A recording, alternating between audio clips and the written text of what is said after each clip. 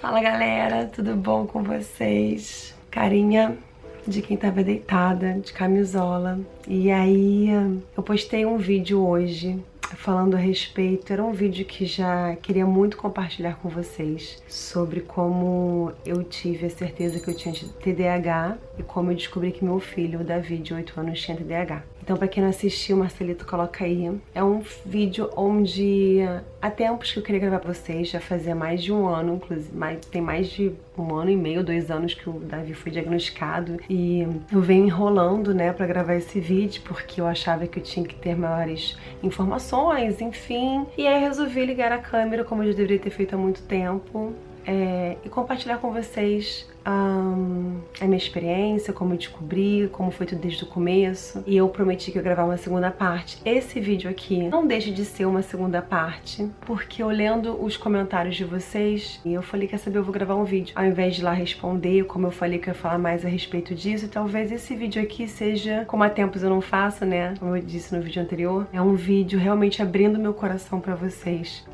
Talvez eu me emocione algumas vezes, porque eu tô num momento delicado da minha vida. Já compartilhei muitas vezes, inclusive aqui quando eu tive depressão, em 2019.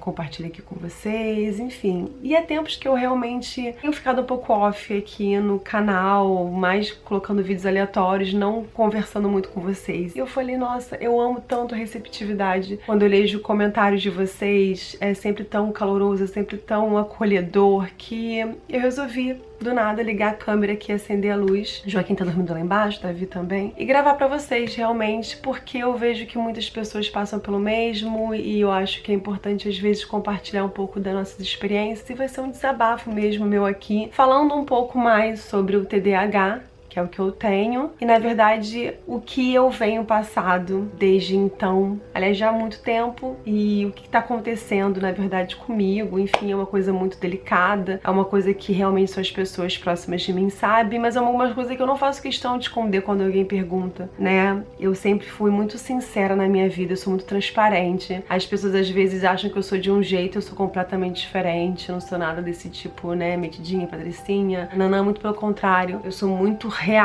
E pra quem me acompanha aqui no canal, onde eu comecei há 15 anos, sabe disso. Eu sempre falei muito, conversei muito com vocês. Hoje em dia com o Instagram, eu tô falando aqui resumindo, eu sei que o vídeo vai ficar longo, tá, gente? Vai ficar longo, mas assistam, como vocês assistiram o outro. Eu falo mais no Instagram e, assim, eu acho que eu sinto falta desse canal aqui, dessa forma de compartilhar com vocês, porque eu acho que abrange muitas pessoas que talvez passem o mesmo. E é uma forma de vocês me conhecerem um pouquinho mais. Hoje eu tenho 39 anos. Como disse, eu comecei há 15 anos aqui no YouTube. E o que o TDAH... Eu não vou dizer... É o TDAH, porque é o TDAH, né? Enfim, hoje em dia provoca na minha vida adulta. Eu não vou entrar no mérito pra quem quiser assistir outro vídeo, como eu descobri o que afetou na minha infância, enfim, tá o link aqui. Mas o que eu tenho vivido e o que eu vivo já há um tempo, e hoje eu consigo me aceitar mais, vamos dizer assim. O que o TDAH provoca na minha vida pessoal, no meu trabalho. Mas na verdade não é a impulsividade. Eu comentei com vocês no vídeo anterior que existem mais ou menos 3 tipos de TDAH, né? E o meu é mais ligado à impulsividade.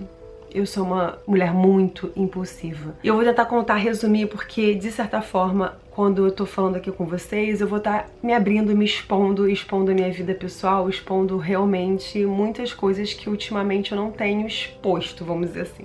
E o TDAH, pra quem não sabe, transtorno de déficit de atenção com hiperatividade. Uma das grandes características de algumas pessoas têm, outras não, é a impulsividade. Eu tenho muita impulsividade. Muita impulsividade. E isso são alguns indivíduos que o TDAH podem ter. É quando você não controla suas reações emocionais. É quando você não consegue raciocinar a ponto de controlar determinadas situações. Então você age com a impulsividade. Você não tem aquele controle racional imediato. É a dificuldade de autocontrolar aquela reação inicial. Às vezes algumas pessoas, por saber que tá num momento de risco, ela pensa um pouquinho antes, são frações de segundos pra tentar agir. Normalmente quem tem impulsividade, quem não raciocina muito, porque realmente é uma perda, é algo químico, como eu expliquei no vídeo anterior. É como se faltasse uma peça de um quebra-cabeça que uma pessoa normal tem E a pessoa que tem TDAH falta uma pecinha do quebra-cabeça que muitas das vezes é químico que, vamos dizer assim, substitui essa pecinha. Outras pessoas podem ter tratamentos com terapia, neuroterapia, enfim, mas outras pessoas só quimicamente para ajudar, tá? Isso ajuda a controlar determinados impulsos. Então isso pode ser várias características. Aquela pessoa que interrompe a outra pessoa quando tá falando. O Davi tem muito disso, né? Não deixa outra pessoa falar, já quer interromper. A pessoa que já nem lê a pergunta da prova e já acha que já sabe a resposta. A pessoa que não consegue ler um livro porque ela já tá querendo ultrapassar ali pra ler. E tem aquelas pessoas que agem com a emoção impulsivamente no momento de fragilidade, no momento de emoção atingida, no momento de raiva, no momento de fúria, ela não tem um controle. E também aquelas que têm dificuldade de se organizar, de se planejar, como eu também compartilhei com vocês no vídeo anterior. As pessoas que têm essa impulsividade muito aflorada, elas agem sem pensar. Elas normalmente agem de formas imprudentes, impensadas, como eu disse, imprevisíveis. São atitudes realmente desajustadas e que, como eu disse, é uma coisa irracional. E isso traz grande prejuízo na vida social, na vida afetiva, no ramo profissional. É muito complicado, dependendo do seu nível de impulsividade. Então, quando eu falo isso com vocês, eu nunca fiz questão de esconder. As pessoas ao meu redor sabem o quanto eu sou impulsiva, meus amigos, minha família. Eu tento sempre falar que eu não coloco isso como desculpa. Eu tenho TDAH, eu sou impulsiva, eu sou assim. Não, eu tenho um grande problema que eu preciso melhorar, né? E o que acontece? Como eu já sabia desse meu jeito, claro que eu nunca tinha, só após ser diagnosticada, que aí eu sabia que era ligado ao TDAH, mas eu sempre achava que eu era nervosa, que eu era atacada, que eu era nananá, sabe? Que eu era aquela...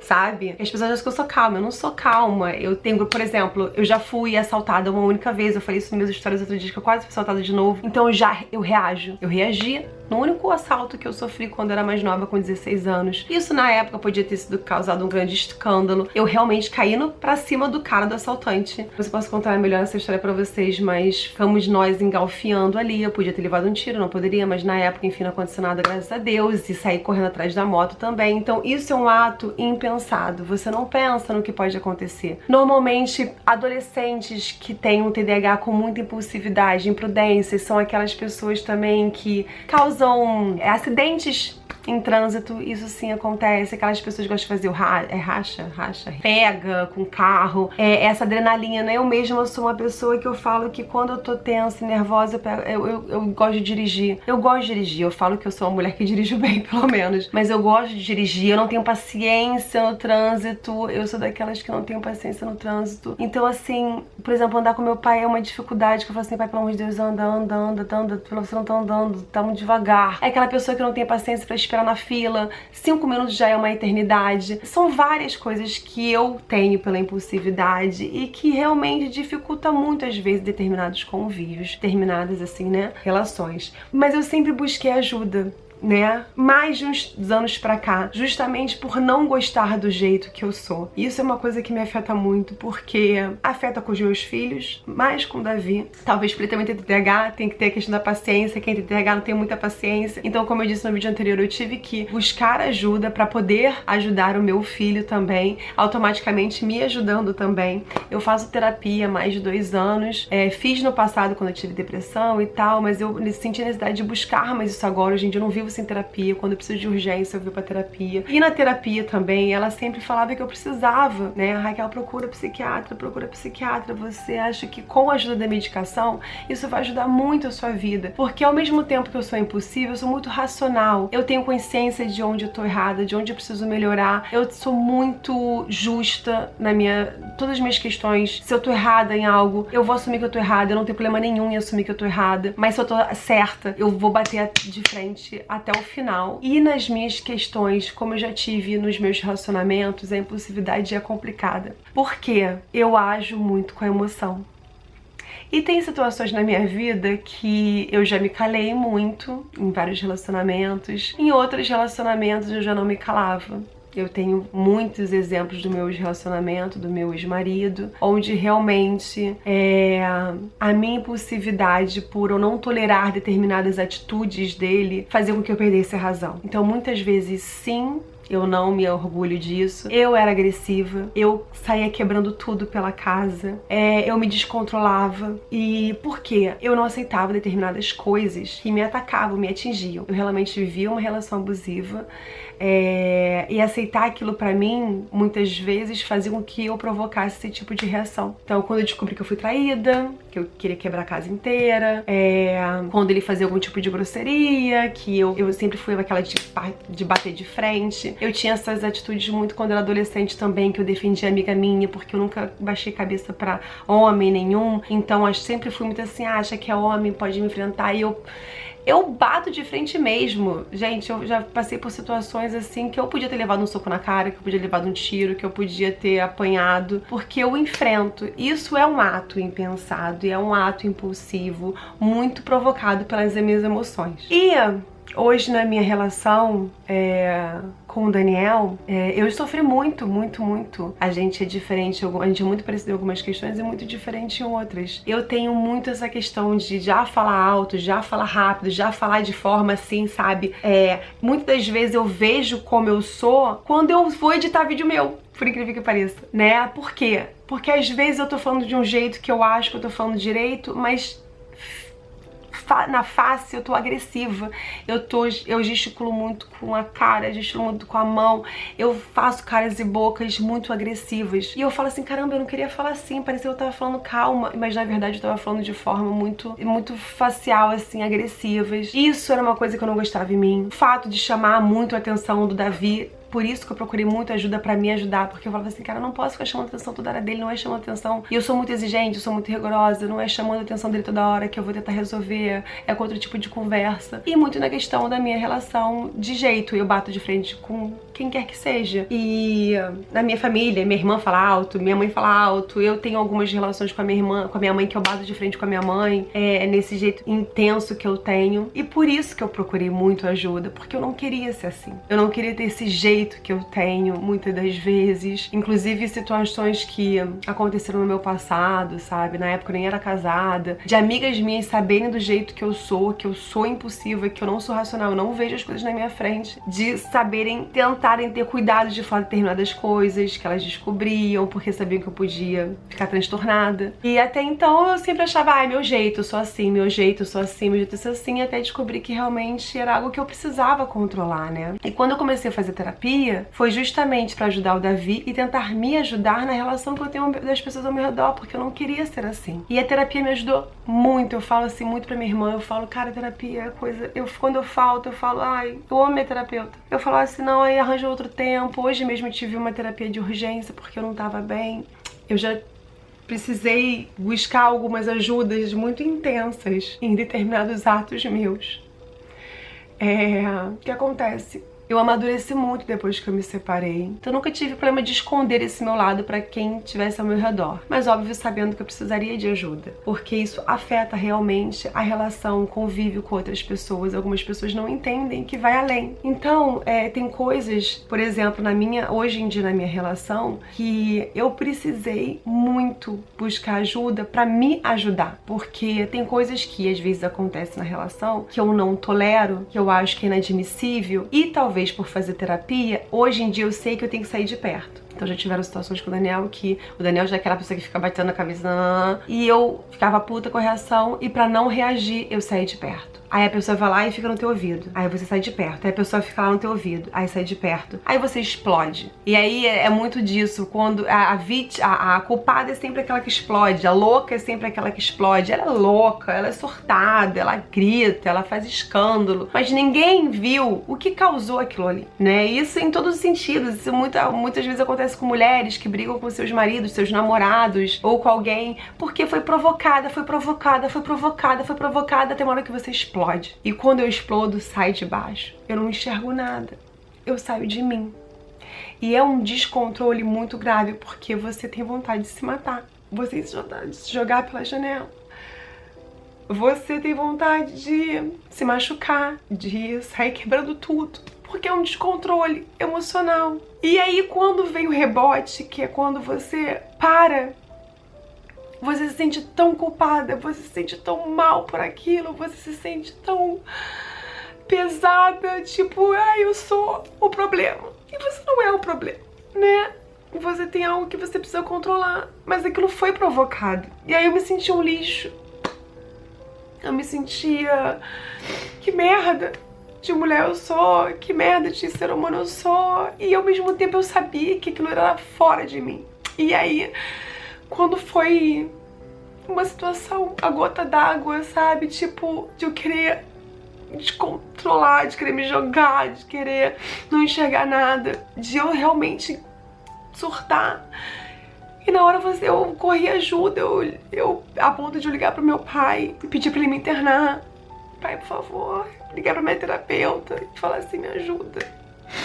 E ainda assim, no meio do surto, eu tenho a consciência, eu tô aqui abrindo minha vida mesmo pra vocês, como se tivesse uma terapia, mas ter a consciência de saber que eu tenho minhas responsabilidades. Então assim, eu sou tão racional a ponto de não cometer uma loucura porque eu tenho consequências. Então assim, eu tenho impulsividade, mas eu sou racional também pra outras coisas. Então assim, é difícil. E algumas pessoas não entendem. Ou as pessoas te olham, é isso. Ai, você é nervosa, é você é atacada, é você isso. Não, você é provocado. E você é muito provocado. E uma hora você cansa, né? O copo d'água enche e aí você realmente surta, como eu disse. Então isso, eu tenho um grau de impulsividade muito alto.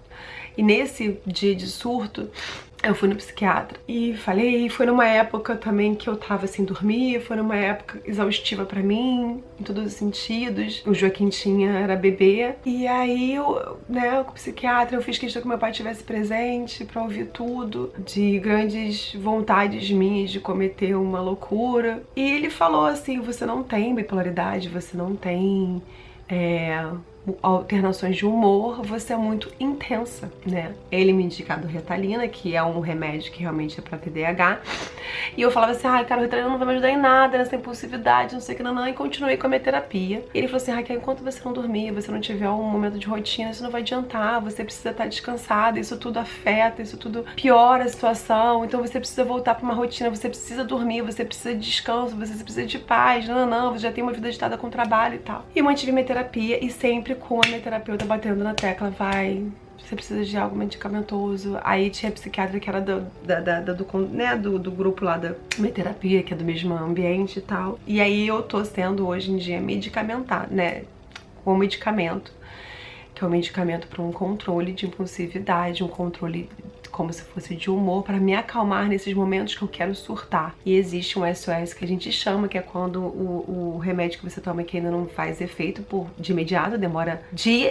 um mês basicamente para fazer você ver um efeito, e pessoas que estão no seu convívio vai demorar 4 meses para ver a diferença. Existe um SOS que você toma para controlar, vou surtar, tá acontecendo isso, vou tomar o SOS para, enfim.